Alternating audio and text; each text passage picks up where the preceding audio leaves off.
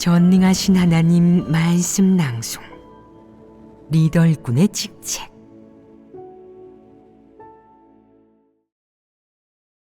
리더 일꾼의 직책 26. 각종 악인을 분별하는 기준과 근거. 2. 인성에 근거한다. 계속해서 리더 일꾼의 직책 제14조. 각종 악인과 적그리스도를 제때 분별하여 제명하거나 출교시키는 것에 관해 교제하겠다. 각종 악인을 분별하는 기준에는 크게 3가지가 있는데, 앞서 하나님을 믿는 목적에 대해 교제했고, 그 다음으로 인성에 대해 교제했다. 인성이라는 항목에서도 우리는 여러 모습으로 구분했는데, 이미 교제한 여러 모습에는 어떤 것들이 있었느냐? 읽어보아라. 각종 악인을 분별하는 두 번째 항목인 인성. 첫 번째, 시비 일으키기를 좋아하는 것. 두 번째, 입속 차리기를 좋아하는 것. 세 번째, 방탕하고 절제할 줄 모르는 것. 네 번째, 복수심이 강한 것. 다섯 번째, 입조심을 하지 못하는 것. 5번째 조항인 입조심을 하지 못하는 것까지 교제했다. 인성 측면을 교제하든 아니면 다른 측면의 구체적인 모습을 교제하든 내가 할 말은 동일하다. 즉, 각 부류에게 미치는 영향이 서로 다르다는 것이다. 진리를 추구하는 사람은 들은 후에 자신을 돌아보고 대조하는 데 집중하며 적극적이고 긍정적으로 진입하지만, 진리를 추구하지 않는 사람, 예를 들어 힘쓰는 자 부류는 그저 듣고 만다. 마음에 두지 않고 신경 쓰지도 않으며 간혹 설교를 들으면서도 잠을 잘 때도 있다. 그는 귀담아 듣지 않고 오히려 이런 사소한 일을 듣는 게 무슨 의미가 있지? 시간 낭비일 뿐이야. 내가 해야 할 일도 아직 못 끝냈는데 라고 생각한다. 그는 늘 몸을 쓰는 일만 생각하고 힘을 들이는 일에 몹시 열중하며 마음을 쏟고 충성심도 보이지만 진리와 관련된 일에는 도무지 힘이 나지 않는다. 이는 이 부류가 진리에 관심이 없고 그저 힘만 들이는데 만족한다는 것을 보여준다. 또 일부 사람들은 하나님 집에서 아무리 진리를 교제해도 한결같은 태도를 보인다. 나는 반항하고 대항할 거야. 당신이 내 문제점을 지적하고 내 모습과 표출, 성품을 폭로해도 신경 쓰지 않고 대수롭지 않게 여길 거라고. 나를 폭로했다는 걸 남들이 알아도 뭘 어쩌겠어?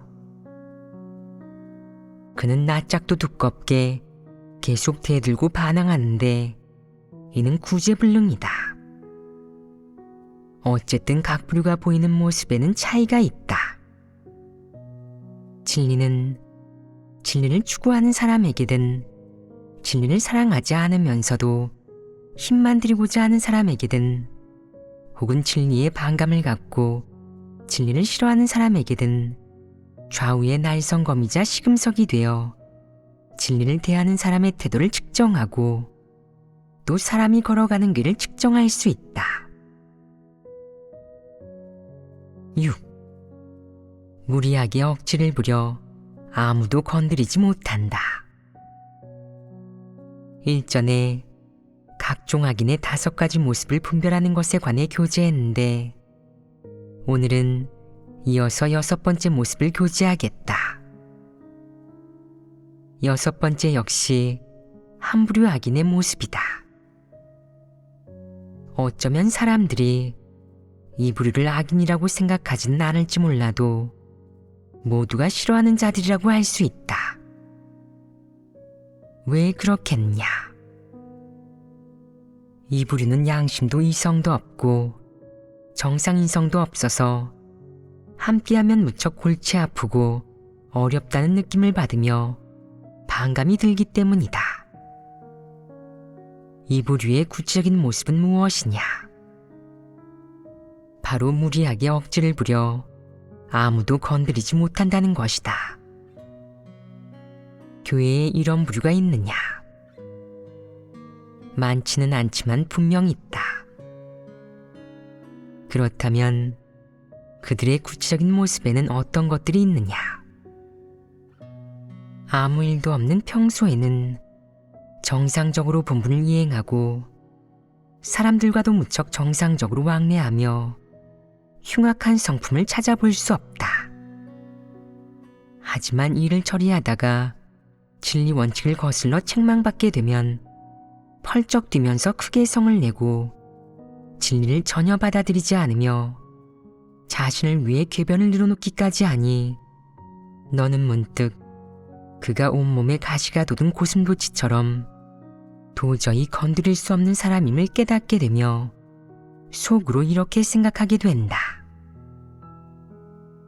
이 사람과 오래 함께하면서 인성이 괜찮고 사리에 밝아 말이 통하는 사람이라고 생각했어. 진리를 받아들일 수 있는 사람이라고 여겼다고. 그런데 무리하게 억지를 부리는 사람일 줄은 몰랐네. 앞으로는 이 사람과 함께할 때 조심해야겠어. 되도록 왕래를 줄이고 거리를 두며 건드리지 말아야지. 무리하게 억지를 부리는 이런 사람을 본 적이 있느냐? 보통 그를 아는 사람들은 그가 만만치 않다는 것을 알기에 그에게 무척 예의를 차리면서 조심스럽게 말한다. 특히 말할 때 절대 그의 기분을 상하게 해서는 안 된다. 그랬다간 그가 끊임없이 시비를 걸어올 것이다. 도대체 어떤 사람이 그렇게 무지막지한가요? 저희는 본 적이 없습니다. 라고 말하는 사람이 있는데 그렇다면 정말로 이야기해 봐야겠구나. 예를 들어 형제자매들이 체험을 교제하는 과정에서 누가 자신의 폐괴된 내적 상태나 어려움을 말하면 다른 사람들은 그 말에 공감하기 마련인데 비슷한 체험이 있거나 비슷한 느낌이 있는 것이다. 이는 아주 정상적이다. 사람들은 그 말을 듣고 이렇게 생각한다. 나도 그런 체험을 한 적이 있으니 우리 함께 이 주제에 대해 교제해보면 좋겠다. 나는 당신이 어떻게 체험했는지 듣고 싶다. 만약 당신이 교제하는 내용에 비피춤이 있고 그게 나한테 존재하는 문제라면 나는 받아들여서 당신의 체험과 길을 따라 실행해보고는 결과가 어떻게 되는지 보겠다.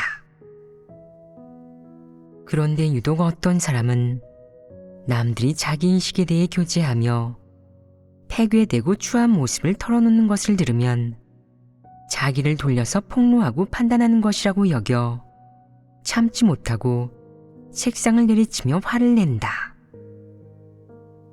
폐괴가 없는 사람이 있습니까? 진공 속에서 살아가는 사람이 있냐고요. 제가 보기에 당신들은 저보다 더 심각하게 폐괴되어 있습니다. 그런데 당신들이 무슨 자격으로 저를 겨냥하고 폭로한단 말입니까? 아무래도 당신들은 저를 궁지에 몰고 배척하려는 것 같네요. 제가 시골 출신이라 듣기 좋은 말로 당신들의 비율을 맞추지 못해서 그러는 거 아닙니까? 제 학력이 당신들보다 낮아서 그러는 거 아니냐고요. 하나님도 저를 무시하지 않으시는데 당신들이 무슨 자격으로 저를 무시하는 겁니까? 다른 사람이 이건 정상적인 교제일 뿐 당신을 겨냥한 게 아닙니다. 누구나 폐괴의 성품은 똑같지 않나요? 한 주제로 교제하면서 자신의 폐괴된 내적 상태를 말하면 당연히 다른 사람에게도 똑같은 내적 상태가 있겠죠. 당신한테도 같은 내적 상태가 있다고 생각된다면 당신의 체험을 교제해도 됩니다. 라고 말하면 그는 그렇다고요? 한 사람이 교제할 때는 저도 참았어요. 그런데 어떻게 두세 명이나 합세해서 저를 괴롭힐 수 있는 거죠? 제가 호락호락해 보입니까? 라고 말한다. 말이 점점 엉뚱한 곳으로 가고 있지 않느냐. 이 부류의 말에 이성이 있느냐. 만약 정말로 다른 사람이 교제한 주제가 너를 겨냥한 것이라고 생각한다면 그 주제에 대해 토론하고 교제해도 되고 그에게 직접 너를 겨냥한 거냐고 물어봐도 된다. 시골 출신이니 학력이 낮다느니 사람들이 무시한다느니 하는 말을 꺼내지 말고 말이다. 이런 말이 무슨 소용이 있겠느냐. 이는 시비를 걸고 무리하게 억지를 부리는 것 아니겠느냐. 말해보아라. 이런 부류가 두렵지 않으냐. 이렇게 소란을 피우니 모두 그가 어떤 사람인지 알게 된다. 그 후로는 예배 시간에 교제할 때마다 조심스럽고 신중하게 말을 꺼내고 그의 안색을 살펴야 하며 그의 얼굴이 어두워지면 말을 꺼내기 힘들어져서 예배 때 교제도 자유롭게 할 수 없게 된다. 이는 그가 무리하게 억지를 부려 가져온 속박이자 교란 아니겠느냐. 무리하게 억지를 부리는 사람은 모두 무지막지한 사람이다. 이런 부류는 진리를 받아들이지 않으며 구원받을 수도 없다. 무리하게 억지를 부리는 이 부류에게는 또 다른 모습이 있다. 어떤 사람들은 예배 때마다 저는 더 이상 건성으로 대하지 않을 것입니다. 저는 진리 실행에 집중하고 완벽을 추구할 거예요. 저는 천성적으로 승부욕이 강해서 무슨 일이든 제대로 해야 하거든요. 라고 말한다. 말은 그럴듯하게 하지만 실제로 본분을 이행할 때는 여전히 건성으로 대하며 그가 이행한 본분에는 문제가 무척 많아 하나님을 증거하는 성과를 전혀 내지 못한다. 리더가 그의 본분 이행에 존재하는 문제를 지적하고 책망하면 그는 바로 화를 내며 말한다. 당신들이 뒤에서 저를 판단하고 제 업무 수준이 낮다고 하는 걸 압니다. 그건 저를 무시하는 것 아닙니까? 작은 실수 좀 했다고 이렇게까지 책망할 필요가 있습니까? 게다가 실수 안 하는 사람이 있나요? 제가 건성으로 대했다고 하는데 당신도 예전에 사역할 때 건성으로 대하지 않았어요? 당신에게 저를 책망할 자격이 있나요? 만약 제가 협력하지 않았다면 당신들 중 누가 이 사역을 감당할 수 있었겠어요? 이 부류가 어떠하냐? 무슨 일을 하든 다른 사람이 자신의 부족한 점을 지적하거나 의견을 제시하는 것을 용납하지 않고 정당한 책망과 훈계도 받아들이지 않는다.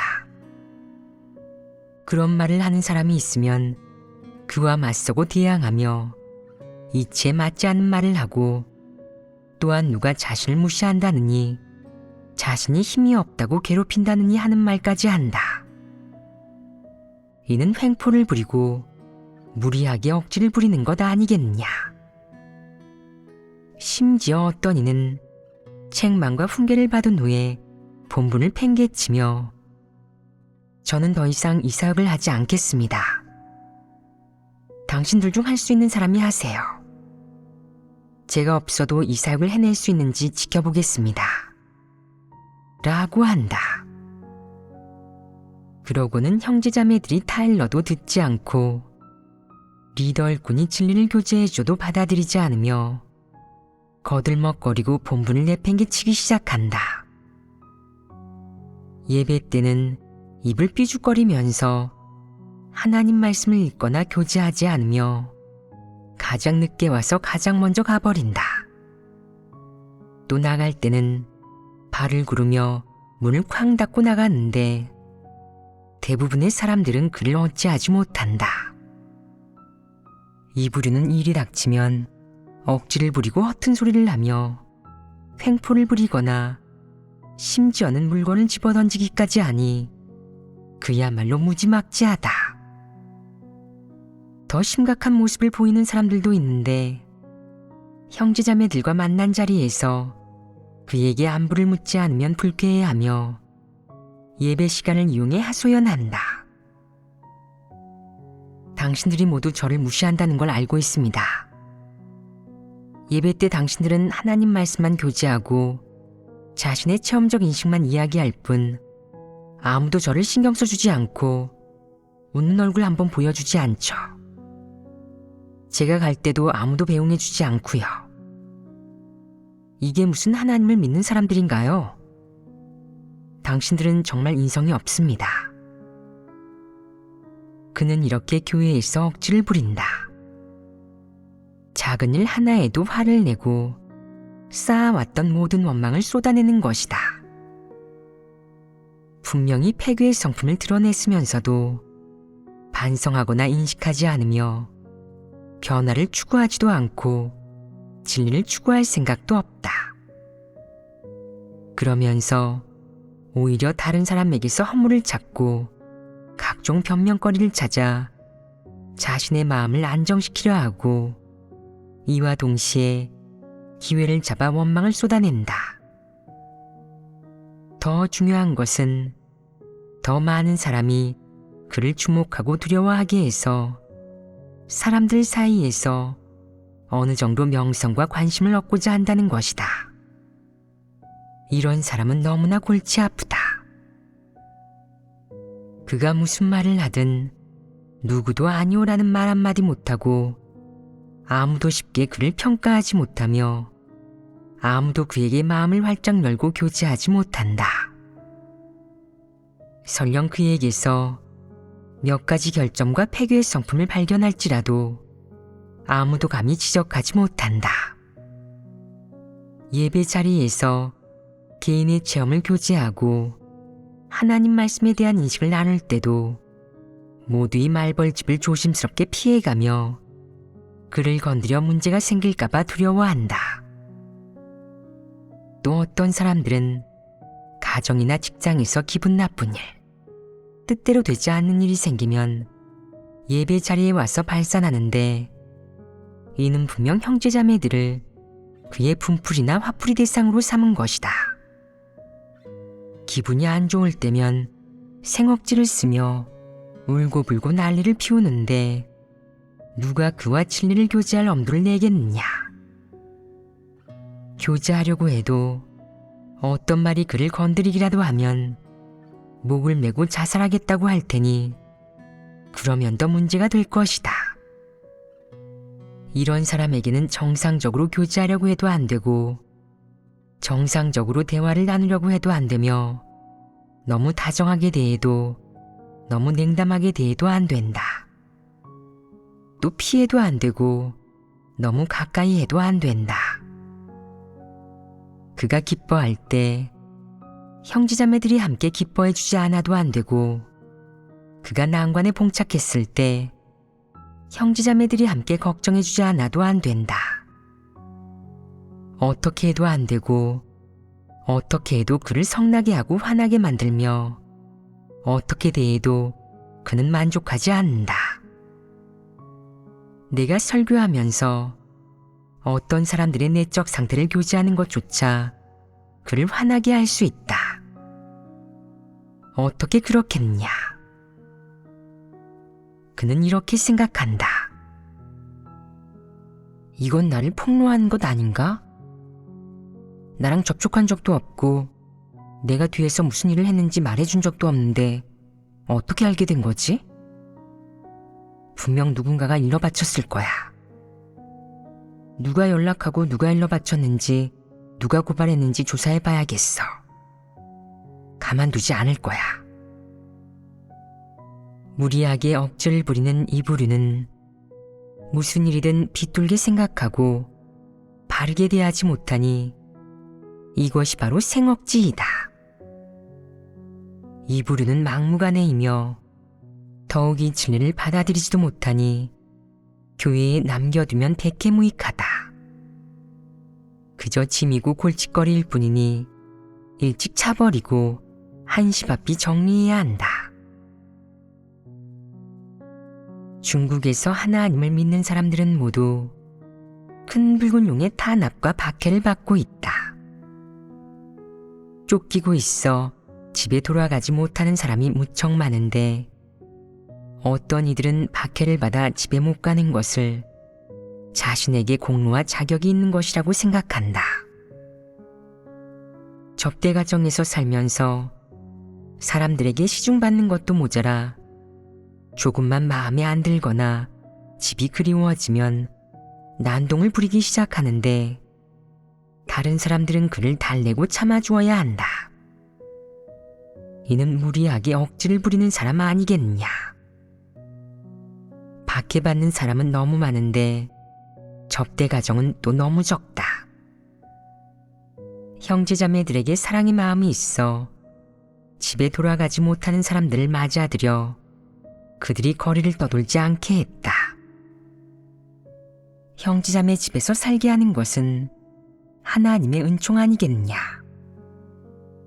하지만 어떤 사람들은 하나님의 은총에 감사하고 형제자매들의 사랑을 느끼기는커녕 오히려 답답하다고 생각하면서 불평하고 횡포를 부린다.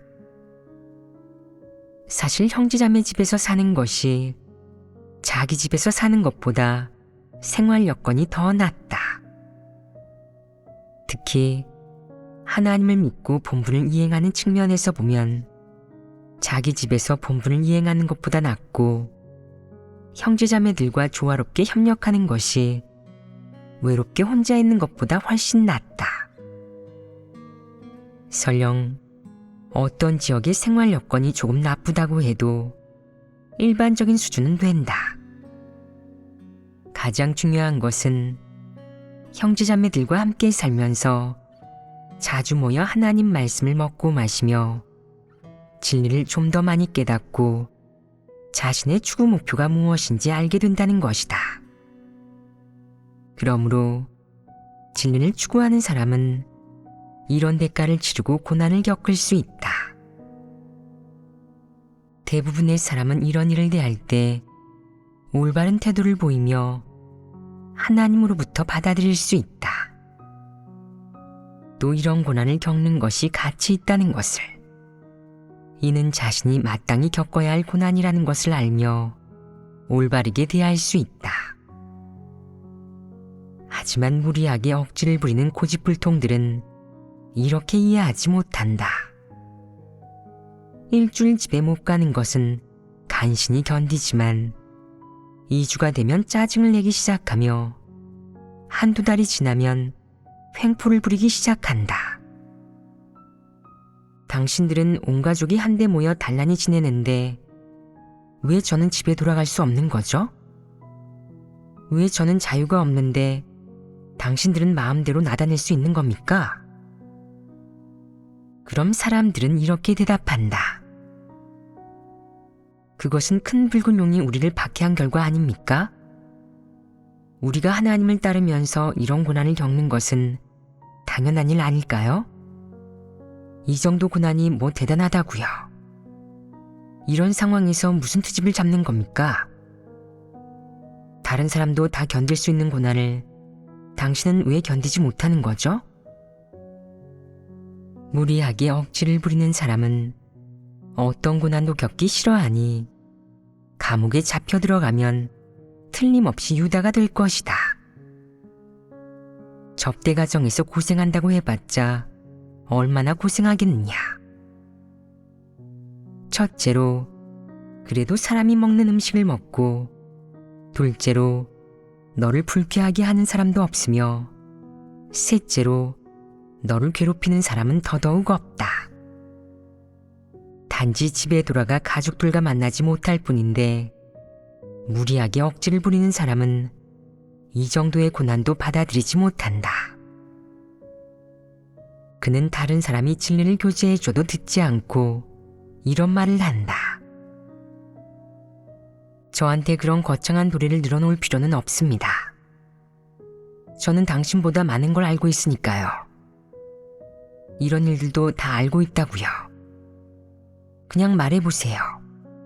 제가 언제 집에 돌아갈 수 있겠습니까? 언제쯤 큰 붉은 용이 저희 집을 감시하지 않을까요? 언제쯤이면 집에 가도 큰 붉은 용이 저를 체포하지 않을까요? 언제 집에 돌아갈 수 있는지조차 알 수 없다면 그냥 죽어버릴래요. 그러고는 또 난동을 부리는데 땅바닥에 주저앉아 발길질을 하기 시작한다. 하지만 그러면 그럴수록 점점 더 화가 나 억지를 부리면서 울고불고 난리를 친다. 사람들이 목소리 좀 낮추세요. 이렇게 난동을 부리다가 이웃들이 듣기라도 하면 외부인이 있다는 걸 알게 될 겁니다. 그럼 들키는 것 아니겠습니까? 라고 말하면 그는 제가 알 바예요? 저는 난동 부릴 겁니다. 당신들은 다 집에 갈 수 있는데 저만 집에 못 가잖아요. 이건 불공평하다고요. 당신들도 집에 못 가게 저처럼 되게 할 거라고요. 라고 말한다. 억지 부리기를 그만두기는커녕 악의까지 드러내는데 누가 말해도 듣지 않고 누가 달래도 소용이 없다. 그러다 기분이 좀 나아지면 그제야 좀 조용해진다. 하지만 언제 또 횡포를 부리고 난동을 부리면서 산책을 가려 할지, 자유를 원한다고 할지, 실내에서 큰 소리로 떠들려고 할지 모른다. 집에 갈 계획만 세울 것이다. 형제자매들이 그에게 집에 가는 건 너무 위험합니다. 경찰이 잠복해서 감시하고 있어요. 라고 말해도 그는 상관없습니다. 저는 집에 갈 거예요. 잡히면 잡히는 거죠. 잡힌다고 뭐가 어떻게 되겠어요? 그래봤자 유다가 되는 것 아닙니까? 라고 말한다. 이는 제정신이 아닌 것 아니냐. 공개적으로 유다가 되겠다고 하는 그를 누가 감히 접대하겠느냐. 유다를 접대하고 싶은 사람이 있겠느냐. 이런 자가 하나님을 믿는 사람이겠느냐. 형제자매들은 너를 하나님을 믿는 사람으로 여겨 접대했다. 내 인성이 좀 부족해도 내가 진리를 추구하지 않아도 참을 수 있다. 하지만 딱 한 가지. 내가 교회를 배반하고 유다가 되어 형제자매들을 해침으로써 많은 이가 집에 돌아가지도 정상적으로 본분을 이행하지도 못하게 한다면 그 결과를 누가 책임질 수 있겠느냐. 그런 원수를 접대할 엄두가 나겠느냐. 그를 접대하는 것은 스스로 골칫거리를 만드는 것 아니겠느냐. 무리하게 억지를 부리는 사람은 일을 할 때 자기 이익만 생각하고 제멋대로 행동한다. 궤변과 사설만을 늘어놓고 사리 분별이 되지 않고 흉악한 성품으로 가득 차 있다. 아무도 그와 교류할 엄두를 내지 못하고 아무도 그와 진리를 교제하고 싶어 하지 않는데 화를 자초할까봐 두려워하기 때문이다. 그에게는 속마음을 터놓으려 해도 조심스럽고 겁이 난다. 그의 마음에 들지 않거나 그의 뜻에 맞지 않는 말을 해서 그에게 덜미가 잡히고 무지막지하게 질책받을까봐 두려워하는 것이다. 이런 자는 악인 아니겠느냐. 살아있는 귀신 아니겠느냐. 성품이 흉악하고 이성이 건전하지 못한 자는 전부 살아있는 귀신이다. 살아있는 귀신과 교류하다 한순간 방심하면 화를 자초하게 된다. 교회에 이런 살아있는 귀신이 있다는 것은 큰 골칫거리 아니겠냐. 악을 쓰며 난리를 치고 분풀이를 한 뒤에는 사람다운 말을 하고 사과도 하지만 그 후에도 변하지는 않는다. 언제 또 기분이 나빠져 악을 쓰고 난리를 치며 궤변을 늘어놓을지 모른다. 그가 악을 쓰고 분풀이할 때마다 그 대상이 다르고 게다가 분풀이의 근원이나 배경도 다르다. 즉, 그는 어떤 일에서든 분풀이할 수 있고 어떤 일에서든 불만을 느낄 수 있으며 어떤 일이든 악을 쓰고 횡포를 부리는 방식으로 대할 수 있다는 것이다. 너무 무섭고 골치 아픈 일이다. 이런 정신병자 같은 아기는 언제 미쳐서 무슨 짓을 할지 모른다. 나는 이런 사람을 가장 증오한다. 이런 사람은 있는 대로 다 정리하고 전부 제명해야 한다. 나는 이런 사람을 상대하고 싶지 않다. 이런 사람은 생각이 흐리멍덩하고 성품도 사나우며 머릿속에 온통 궤변과 마귀적인 말만 들어있고 일이 닥치면 혈기로 분풀이한다. 분풀이할 때 어떤 이는 울고 어떤 이는 소리 지르고 어떤 이는 발을 구르고 심지어 어떤 이는 머리를 흔들며 손짓발짓 하는데 그야말로 사람이 아닌 짐승이다.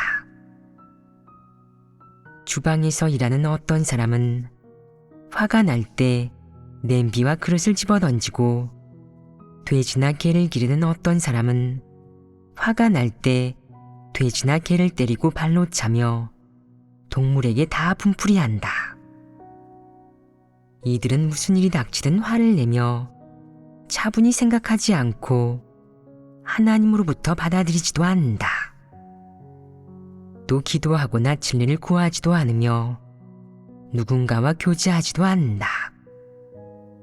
어쩔 수 없을 때는 참는데 참기 싫으면 미친 듯이 궤변을 늘어놓으면서 남을 질책하고 정죄한다. 그들은 입버릇처럼 이렇게 말한다. 나는 당신들이 교양을 갖췄다는 걸 압니다. 당신들 모두 저를 업신여기죠. 나는 당신들 집이 부자라는 걸 압니다. 당신들은 제가 가난하다고 싫어하죠. 당신들은 내가 하나님을 믿는데 토대가 없고 추구하지 않는다고 싫어하죠. 저는 다 압니다. 자신에게 적지 않은 문제가 있다는 걸 뻔히 알면서도 진리를 구해 해결하는 법이 없고 누구와 교제해도 자신에 대한 인식을 말하지 않는다. 또 자신의 문제와 관련될 때는 자기 잘못을 인정하기는커녕 시선을 돌려 남을 비난하고 모든 문제와 책임을 다른 사람에게 미룬다. 그러면서 다른 사람이 자신에게 잘해주지 않아서 이런 모습을 보이게 된 거라고 원망하기도 한다. 마치 자신이 악을 쓰고 난리를 피우고 트집 잡는 것은 다 다른 사람이 야기하고 초래한 것인 양, 전부 다른 사람의 잘못인 양, 자기는 어쩔 수 없이 그렇게 한 것이고 정당방위라는 양 말이다. 그는 불만이 생기면 원망을 터뜨리고 헛소리를 하며 궤변만 늘어놓는다. 마치 모든 것이 다른 사람의 잘못인 것처럼 오직 자신만이 선한 사람이고 다른 사람은 모두 나쁜 사람인 것처럼 말이다. 그가 아무리 악을 쓰고 난리를 피우고 궤변을 늘어놓아도 사람들은 그가 좋다고 말해야 한다. 또 그는 악행을 저지른 후에도 다른 사람이 폭로하고 질책하는 것을 용납하지 않는다. 만약 내가 그의 문제를 조금이라도 지적한다면 그가 끝까지 물고 늘어질 것이니 너는 편히 지낼 생각을 버려야 한다. 이는 어떤 사람이냐? 무리하게 억지를 부리는 사람이다. 무리하게 억지를 부리는 사람은 모두 악인에 속한다. 무리하게 억지를 부리는 사람들이 일반적으로 뭔가 큰 악행을 저지르지 않을지 몰라도 자신의 이익이나 명예, 존엄과 관련된 일이 닥치면 즉시 폭발해서 난리를 치고 횡포를 부리며 목을 매 죽겠다고 생떼를 쓴다. 말해보아라.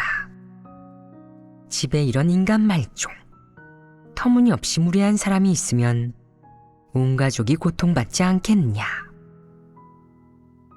집안이 온종일 아비규환이 되고 울부짖고 아우성치는 소리로 가득 차서 살 수가 없게 된다. 일부 교회에는 이런 부류가 있다. 아무 일 없는 평소에는 알아챌 수 없지만 언제 증세가 도져서 본색을 드러낼지 모른다.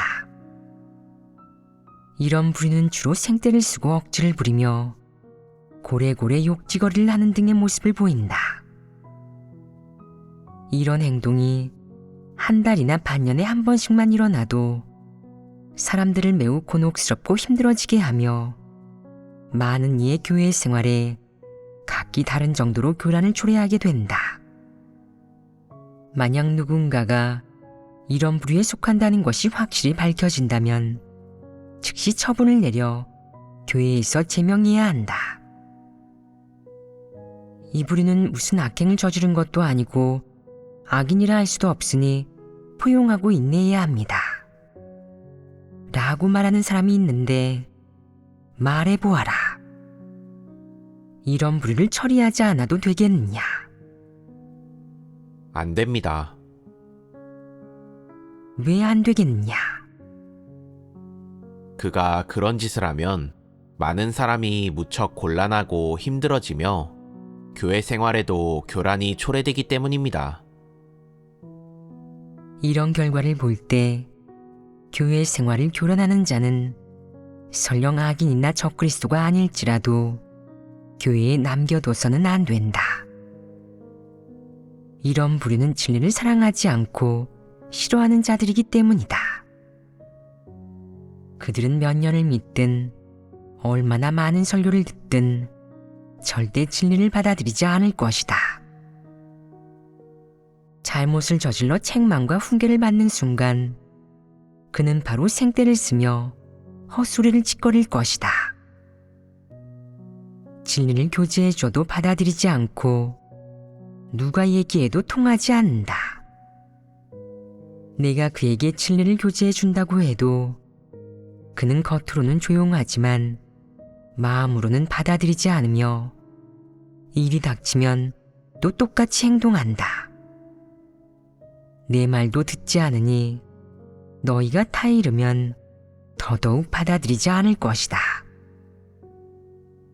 이 부류는 큰 악을 저지르지는 않지만 진리를 전혀 받아들이지 않는다.